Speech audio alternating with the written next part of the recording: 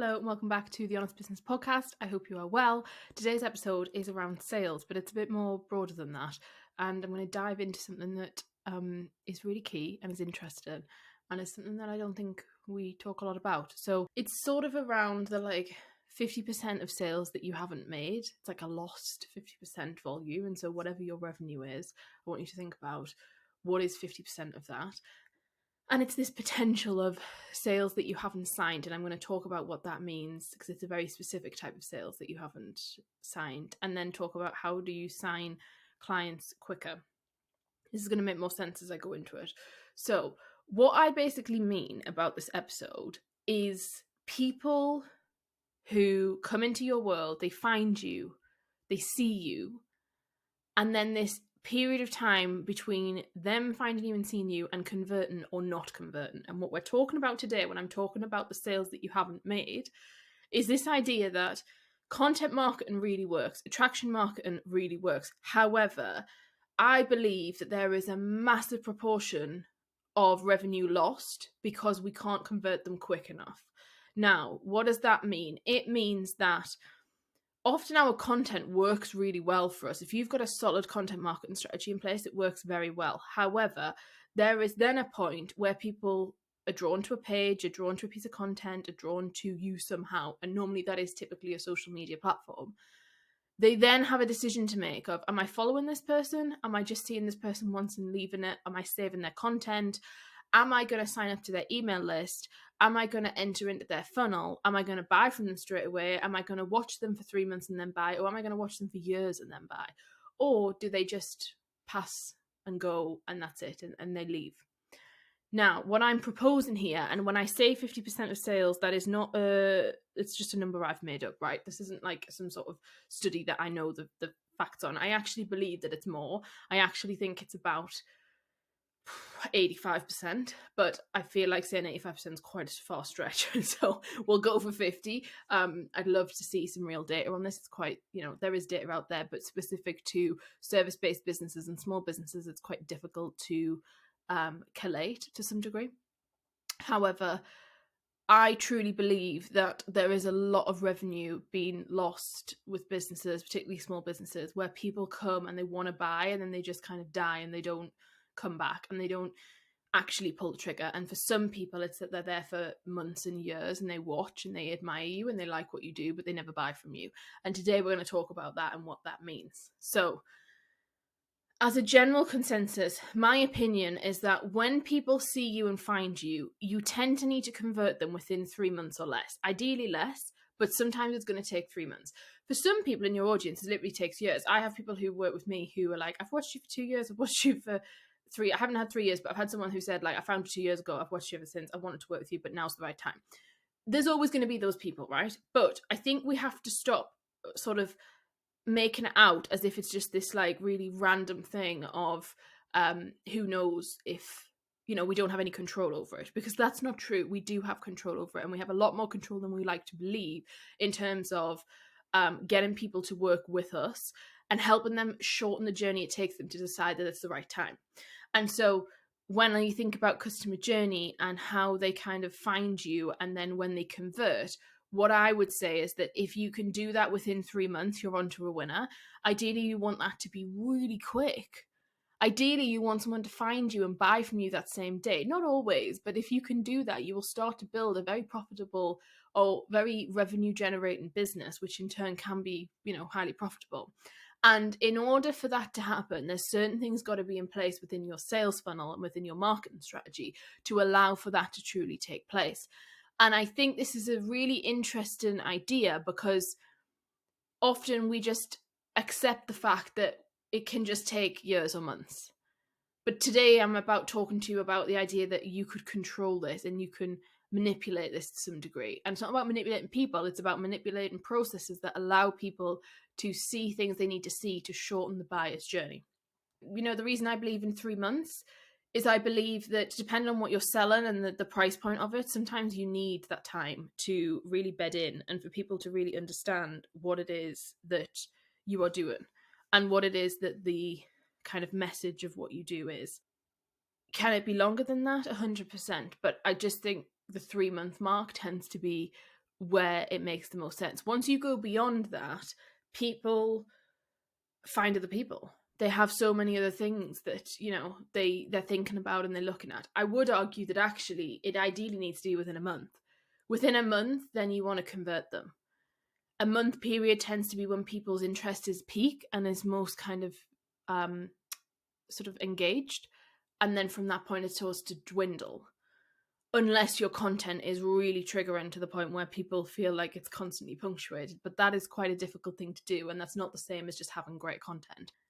To kind of add to that, what we have to then think about is that lots of people want to work with you. And that is a fact, okay? So if you are someone who has a good marketing strategy, post content, has a clear message, is, really solid in what they stand for, their brand strong, and you have a real presence, it is a fact that lots of people will want to work with you. Lots of people will have you on their vision boards. Lots of people will think about, yes, that's the person I would go to if I wanted to work on X thing. But the issue you've got is there's just so many people who do the same thing that you do. There's loads of people who do what I do. There's loads of people who do what you do. And we can tell ourselves all the things you want to say in the world about you're better this way and this is great and this is my USP and I'm better because of this and my client results are this. The reality of it is everybody is doing what we're doing, right? There's so many competitors and that's a good thing. It means there's demand. That means there's a need, there's a niche, it's great. But what you have to really figure out is how do you get them into your world and actually buy from you and experience your magic? Because you are very good at what you do and you have an ability to help people, but you're only able to help them if they're willing to exchange cash, because that's how business works. And it is a cash exchange, it's an energy exchange. And I really believe that money is just an energy exchange and it's a commitment, right? But in order for that to happen, people have to say, that person is my person. And that becomes quite difficult and it becomes a lot harder than people anticipate.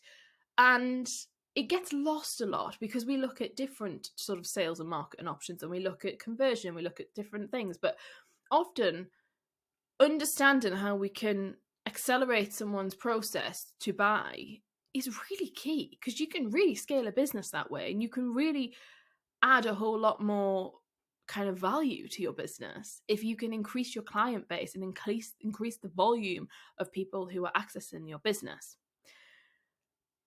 One thing that might really help you with this concept is the idea that some of you will feel like getting them over the hurdle, getting customers over the hurdle of being able to support them is the hardest bit.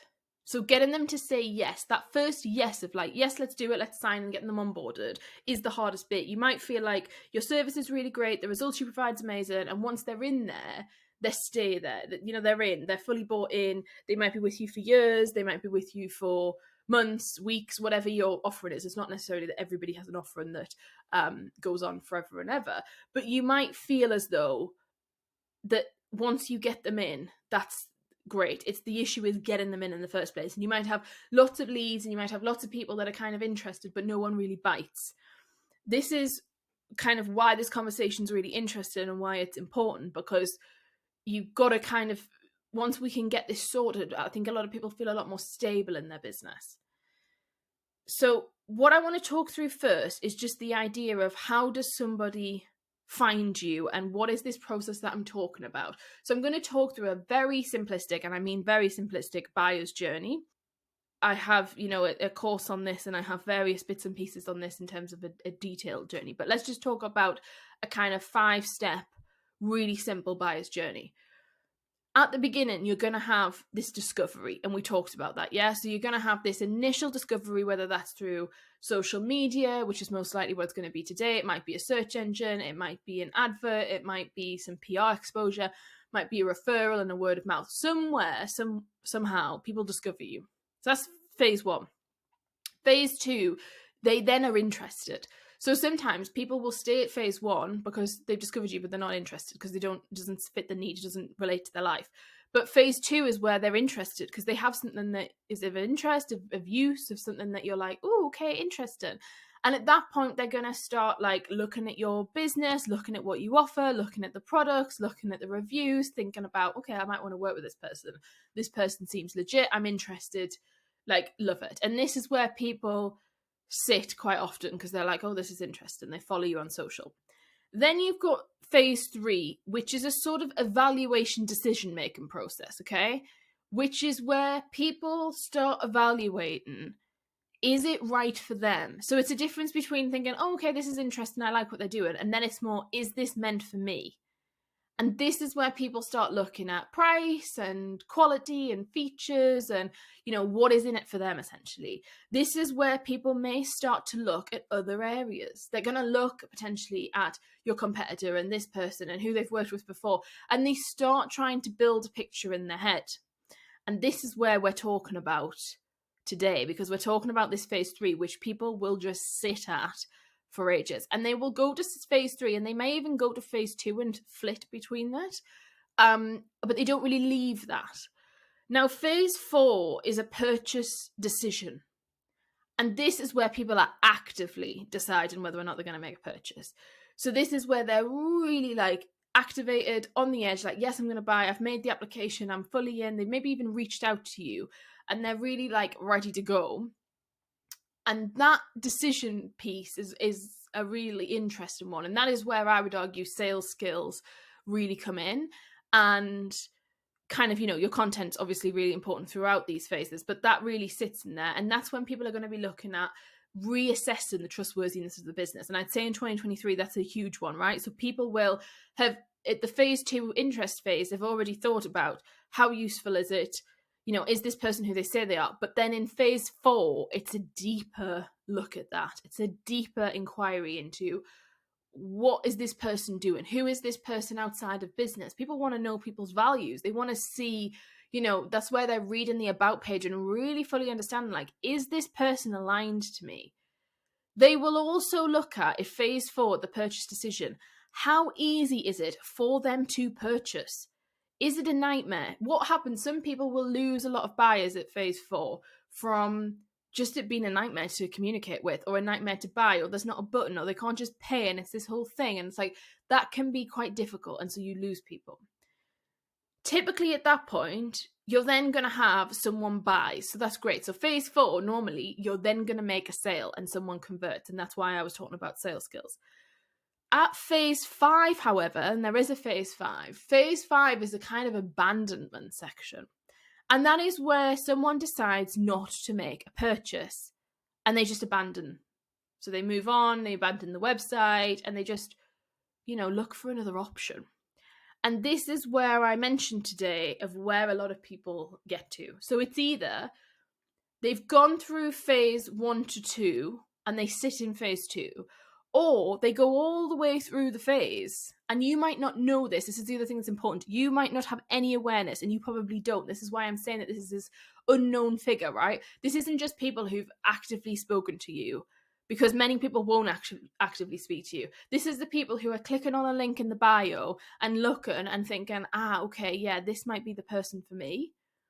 That is who we're talking about here. And they will get to phase 5, especially say, say you've got a membership or something, or say you've got a course, or you've got something that people can go and purchase straight away. They might have gone through all of these phases and then they abandon. And often this is very interesting because this is where you lose the sale. And this can be because of price. It can be because of, technical difficulties. It can be because of they're not fully bought into, is this going to work for me? There's a whole host of reasons as to why they may abandon the purchase. And today's not really about looking at why. It's more so understanding that actually you really have to understand the idea that you are losing people every single day and you're losing money. Now, naturally in a sales funnel, you're going to lose people, and that's the point. However, there's an argument that people are not even entering your sales funnel. People are not even getting to that point. Why are they not getting to that point? They're not getting to that point because now we are in an age where digital media is allowing us not to be looped into things. So in the past, people would have to inquire to get information about something. So if you're talking about 50 years ago, people did business, they had to ring because you couldn't go on the website and find all this information. So you had to ring someone. Therefore, they had their number. Therefore, they had that first item of the sales funnel locked in. And so they had that person's contact details. And so no matter what happened in that experience, they had the contact detail and they had a name. Fast forward to 2023 and beyond, people can know everything about you, everything about your business, everything about your offering from literally looking at your website, or they should be able to some degree. They can see how much something is. They can see the cost of something. That means that you have no clue who on earth's considering buying from you. And I say this all the time to people, like, you do not know who is going to be your next customer, because you just don't. People come out the woodwork all the time and are like, ta-da, I want to buy from you, ready to work with you. And you're like, oh, okay, I don't know who you are, but great, let's go. And that in itself is a lesson in understanding that business concepts stay the same, but the application changes. And right now, there is an epidemic in terms of trying to understand who the hell is watching us. And, you know, marketers and sales departments can argue and they can go backwards and forwards and they can talk about what does that mean? What does that look like? Trying to track revenue, trying to track metrics, trying to track leads. It's really hard. It's really, really, really hard. And actually, most of the people that you could potentially get sales from, you're never going to have their details for. Ever, ever, ever.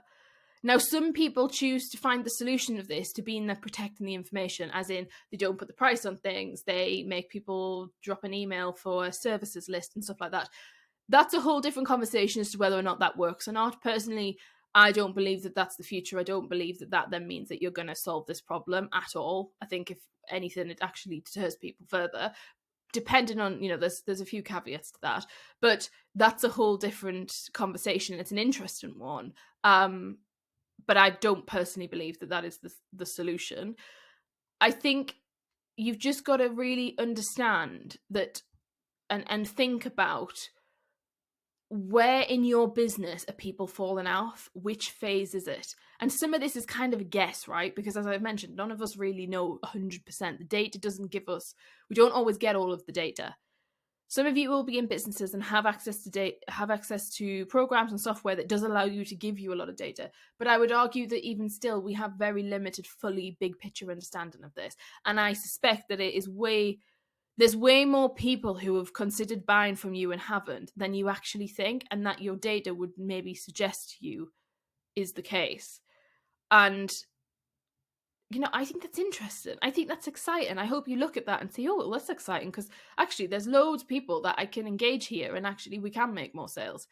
So I think those 5 phases are important. And it's about, I want ultimately for you to be able to convert higher at each stage and actually grow your revenue and actually recover the 50% or more sales that you haven't made.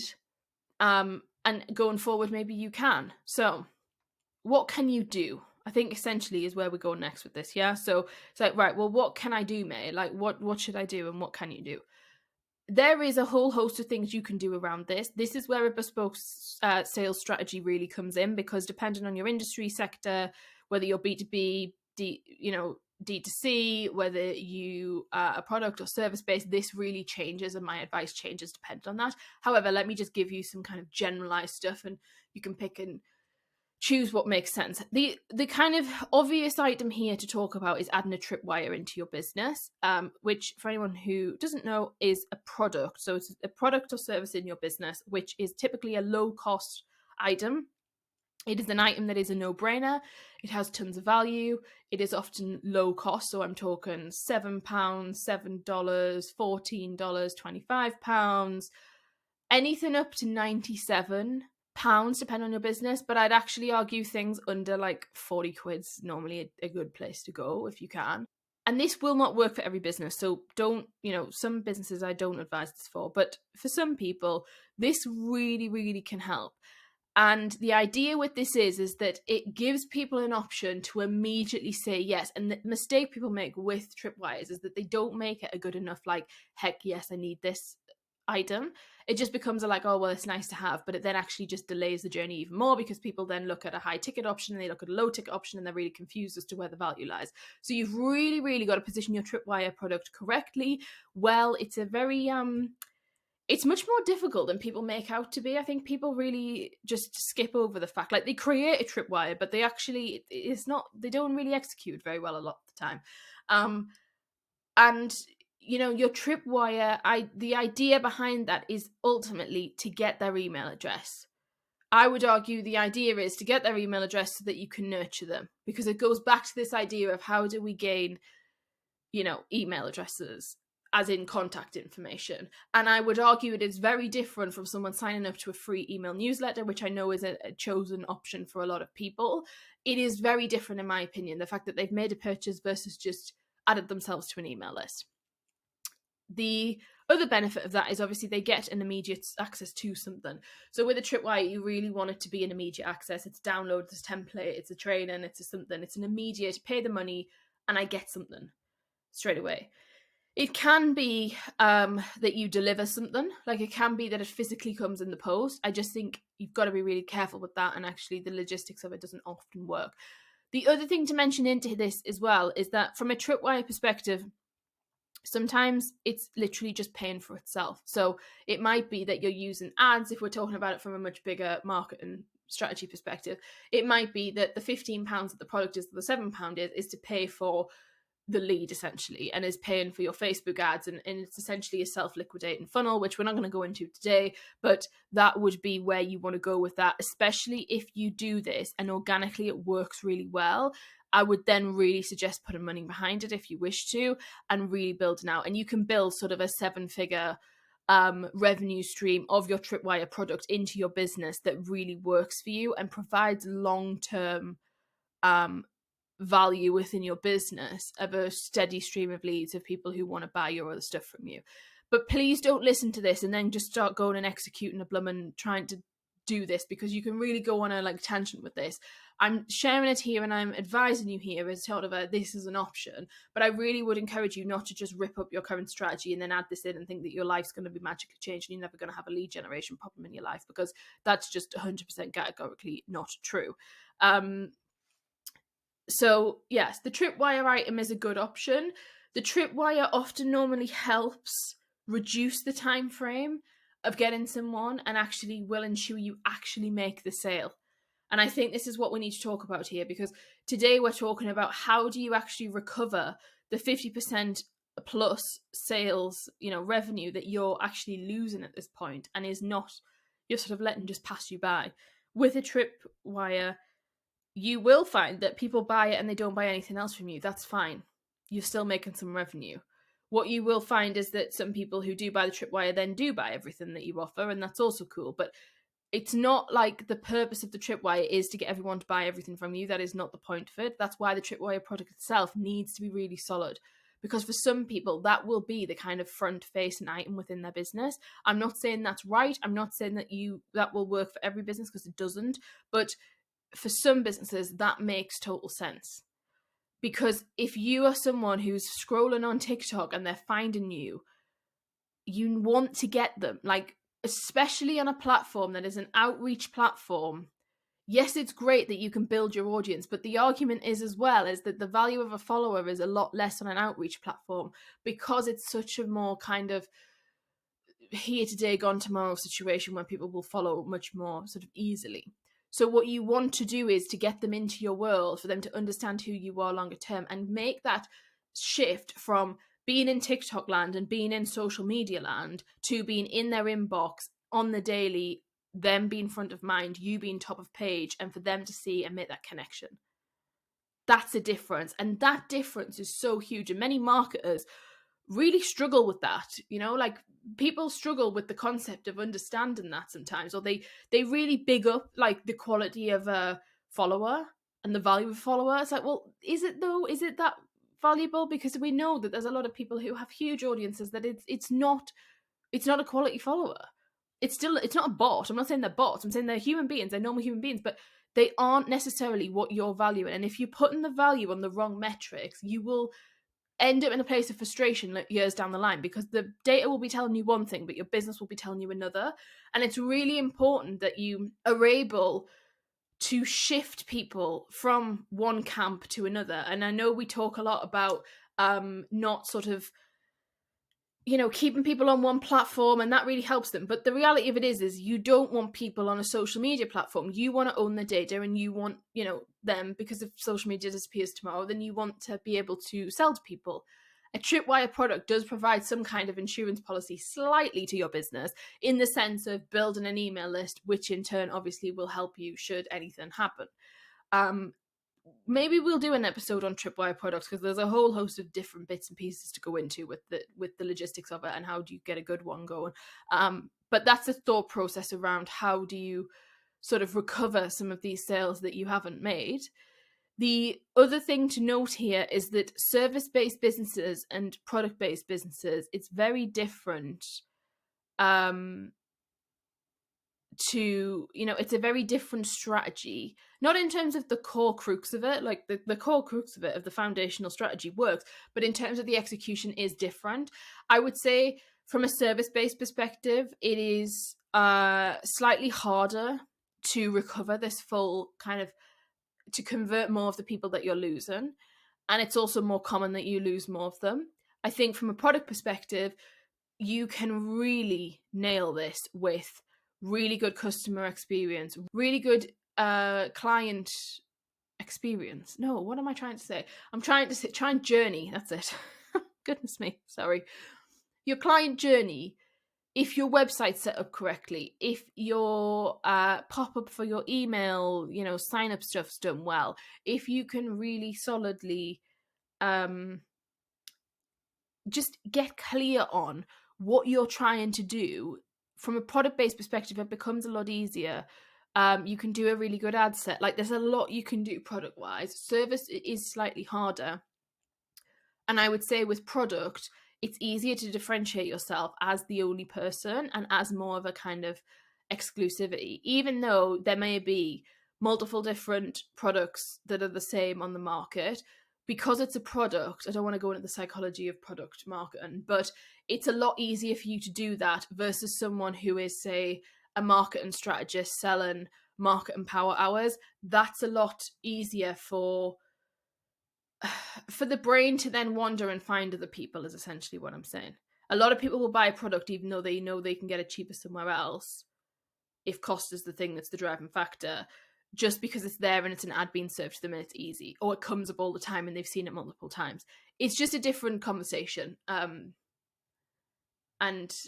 it's kind of, I'm not saying that it's not difficult if you are product-based, because there still is kind of issues with it and challenges that come up, but I would say overall in terms of scaling a solution, it's easier. In terms of the service stuff, and especially if you're selling high ticket stuff, it does, arguably become slightly more difficult. And what I would say is you need to gather lots of yeses and micro commitments. So when they go through this phase 1, 2, 3, 4, 5, hopefully they only get to 4 and then they buy. Having small yeses will help them to buy at the end point. So sometimes if you've got a high ticket offer, like I do, a Tripwire is a difficult one because sometimes people are like, do I want to, do I not want to? And you can argue, the person that's going to buy a £15 item maybe is not going to buy a £15,000 item. There's whole pros and cons to that and truth behind each argument. However, you getting people to say yes and see what it's like in your world is really powerful. So if you're selling high ticket, I argue that this is more of an exercise of people stabilizing themselves and getting used to how you work and what that looks like. And you use it as almost like a prep step, and it's like a preparation thing and like an onboarding thing, even though it's actually physically a product. You've got, and this is why I said there's a lot of people who do Tripwire products wrong, because if you're selling something high ticket, this journey has to make sense, in my opinion. It doesn't have to in the sense of like, you can set up a Tripwire and you can set up a high ticket offer and they can both sell well. But if you want to talk about closing this loop and really refining this idea of the sales that have lost that you haven't made, it needs to strategically fit longer term together. The next thing to think about is the power of re-engaging your audience. So some of you are now going to be sat thinking, well, we've lost all these sales, but I do have a big audience because people are choosing to follow me. Or even better, you have a big email list. Some of you will think, right, well, this hasn't really all worked out for me. However, I do have a big email list. So what should I do? And what I will say to you about that is re-engagement is so key. And understanding how much money is sat in your sorry if you can hear me blow my nose. I can't help it. full of a cold of some description that's been going on for ages. What was I saying? Goodness me. It's really warm today. I'm sat recording this. It's very warm, and I don't particularly love it when it's warm because my brain doesn't work at the optimum sort of rate. Yes, sorry, you've got email subscribers. So if you have email subscribers, there is a whole bunch of stuff that you can do that's going to help. And in terms of the money that is sat in your audience, that was what we're talking about. Goodness me. Right. The money that's sat in your audience. So in your audience, there's going to be a load of money that is just sat that you could be sort of making sales on in your business. People don't give enough attention to re-engage an audience. People choose to ignore it. They think it's easier to find new people. I would argue re-engage audience, or not even re-engage, but get people activated. Some people will have entered your audience, forgotten who you are, and just still don't have a clue who you are. And so it's about this activation and saying, this is who I am, this is what we do, like, this is how I can help you. And that comes from you building a really strong nurturing marketing strategy. And a really strong marketing strategy, but specifically it's about your nurturing piece, and it's about how do you nurture people. And that's not just the interested people, that's the people who are disconnected and don't have a clue who you are, what you do, were referred by someone and you didn't really take action, and so they're not sure. Think about that. The other thing is you need to really plan this out and be intentional. And the businesses that do this really well really do it well and make a lot of money off it. They find that their whole business runs more smoothly. They find that the impact they make in the world is way bigger than it was before, because this really helps you access a whole different subset of people. And what you will find is that a small percentage of those then do want to buy all of the things that you offer and spend a lot of money with you. You're never going to know that percentage right away, and you won't know it for sure, forever going forward. But it is a really, really helpful tool to get you thinking about, okay, where is the revenue just sat waiting for me to have? And where has it not been made in the past? And where can I go and get it now? Because it doesn't mean that just because the opportunity left when they first found you and they didn't buy something instantaneously or within a week or within 2 weeks or within a month or 3 months, doesn't mean that they're never going to buy from you. But it's about you understanding who is physically there. So for some of you, it's like literally going on Instagram and thinking, well, who the hell is following me? If I've got 1,000 followers, 500 followers, 10,000 followers, who is actually following me? Because every single person, providing it's not a bot account, etc., is a person. They have a life, they have lived experience, they have problems, they have issues, some of which you may be able to help them with and solve. So is it a case of you needing to have a conversation with people? Is it that you need to actually understand who's following you? Because you can create a whole marketing strategy, but if it's not related to the people that are there, then it's kind of pointless, unless you're purposely trying to pivot and trying to attract a different audience that you don't want. So that's totally fine. If you are someone who realizes that their audience is filled with people that actually is so unaligned from what you're trying to sell, and that's why you're not selling anything, that's okay. But be clear on that, because a lot of you will have people in there who maybe even actively looking for what you have on offer, but they just don't see your posts. Now, obviously, one of the ways that can help is by being on your email list, by, having them outside of social. But you've got to this takes a bit of thinking about and takes a bit of time, and you really sitting there thinking, yeah, like where are people lost, and where do people leave me, and where do people go? Because it's a really interesting piece of work. And I really could sit and talk to you for ages on this, because I just think there's so many. I don't want to say I've oversimplified it, but I don't want to also make it really, really complicated. And hopefully it's given you something to think about and map out your journey. Map out your own journey with me. It's really interesting. Like, some of you are clients, some of you are not clients, some of you have heard of me for the first time and this is the first experience. Map out that journey of me, of May James. And then also map out the last thing you bought. Think about that. What was the journey with that? And then think about your journey as a business owner. And what does that look like in terms of, if someone's coming into your business and finds you, what are those key points? What are those touch points?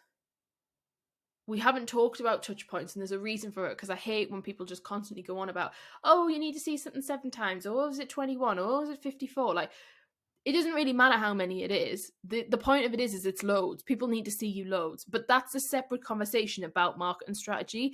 That is not necessarily just about sales, because what I would argue is some people show up all the time. Some people will have had multiple touch points, hundreds of touch points, thousands of touch points, even with businesses who have really solid marketing strategies and really strong marketing strategies, but they still don't convert. And there is a real issue with this, where people can have amazing marketing strategies, but it still doesn't do anything in terms of it's not converting people. And this is where you've got to really look at and think about, okay, how am I converting people? Why should they convert? Why will they convert with me and not someone else? How do I get them from just being a random person who discovers me to within half an hour or within 3 minutes or within 60 seconds buying from me? Because the reality of it is we do it with product-based stuff, or we do it with people whose message is so clear and they are talking to a specific pain point that is so raw and is so like close to the bone that you will buy something. I did it this week. I purchased something within 2 hours for the business. I had no clue who they were beforehand. I had absolutely zero exposure to them, zero thought about them. I didn't even know this thing existed. Literally zero. Like, no even commercial awareness, no slight sort of awareness about them, zero. And I spent, I don't know, a couple of £100 instantaneously. I mean, it wasn't within a minute, it was in like 2 hours. But that's still mega. Think about that. 2 hours instead of like 6 months or 2 years. And the argument, in case I haven't made it clear enough, is the fact of it's not about converting people who inevitably were going to convert. This is about converting people who you were going to lose, who were just going to go into the abyss and either buy from someone else or just not buy at all. And therefore, their issue wasn't met, the problem wasn't solved, their life wasn't enhanced anyway. This is why this is important, because it's not about just speeding up processes. It's about actually helping people who weren't going to be helped in the first place. And, you know, I'll be honest, this is something that in business, this is a never-ending task, I would say, and it's always going to evolve. In my business, we don't have this cracked at all. We, I would say, are worse than a lot of businesses for this, in the sense of I lose a lot of sales and money because we don't have a really strong strategy around this to the level that it could be. And I think that's, well, hopefully that's interesting for you to know. Like, this isn't, it's not about you listen to this podcast and then action, and then within like half an hour you're going to have this sold. It's not. But this is a good thing to have on your docket, on your yearly plan, on your quarterly plans, as something to look at and refine and tweak. Because some of you listening will have a strategy in place. It's about optimizing, it's about changing, it's about sort of fitting things in. But it's an exciting topic, I think, in terms of sales. Like, I geek out on this stuff and I love it, and I love looking at the data around it. And if you're sat thinking, right, well, what's the next step in terms of technically and how can I help you? What we tend to do, what I do with people is when I build out sales strategies, this is one of the facets that we look at. And, you know, you can bring me data and you can bring me what you've already got, and I can really look and I will sit down and analyze and get the statistics out and really like dig into it and create bespoke kind of action plans. Because actually what I find fascinating about this work is that it's so specific. So I can have two businesses in the same industry, literally selling the same thing, but the execution of the strategy and what they need to do can be very different, and the results they get can be totally different. And that's why I think it's important to remember that not one size fits all. And literally you can be in the same industry, selling the same thing, literally like competitors. And what works for one business will not necessarily work at the same rate, at the same kind of proportion as another. And I see that as exciting personally, as like a marketer and as someone who is a strategist and is a consultant and as someone who looks at business from an analytical perspective and has huge kind of business acumen. I love that because it tells us so much about the synchronicities of brand, and it tells us so much about the specifics of a buyer Again, I'm going really far like into depth here, but I get really carried away and excited. So if you want to do this and you've already got something in place and you're like, actually, I want to really optimize this and I want to run with this, an intensive is a perfect thing to look at for you on this. It's a short container with me. We sit down and spend time together. I spend time beforehand kind of analysing and doing the things I've just mentioned. We then get on a call, we'll work through stuff together, we'll strategize and things. And then you will also leave with a document and a strategy and things that you can actually physically put in place. And so you know what you're doing and you can instantly start seeing some real changes with this. And this can be cool, right? Because often a Tripwire product is the passive income piece that everybody wants and that everyone's lusting after. And so that kind of can build up and we've done this week actually with someone in the business. This week? Last month? Was it this week? I don't know. Very recently. And their funnel is working and it's kicked in and it's, bringing in sales and it's bringing in new leads. And this exact thing we're discussing about, we helped action, not only creating the strategy, but also providing sort of a done for you service. In terms of setting it all up and getting it moving for them, which is really exciting. And, their business is really benefiting from it already. So the ROI on this kind of stuff is massive and huge. But I'm going to leave it there. If you have any questions about this and you want me to do a part 2 or you want me to expand further, if you want me to do a Tripwire episode or anything surrounding this, maybe more marketing focused strategy type items, let me know because I'm happy to delve in to this stuff. It's quite heavy, I suppose, but I like the technical things. And if not, I'll see you next week. Take care and please take action. You've listened to a podcast today, use it and take action. Whether that's actually you've decided I don't need to action something specific to this podcast, but I do need to action something different in my business that I've mentioned, or whether it's actually you want to go and start recovering some of these sales that you haven't made and that you've lost potentially, because it's time for you to do that and you can grow your revenue and really have an engaged community. That was one thing I didn't mention actually. The one benefit, or one of many benefits of this, is that often you can find that your community becomes a lot stronger and it becomes a lot more engaged through this idea of having a Tripwire product, amongst other things. Right, take care and I will speak to you soon. Bye.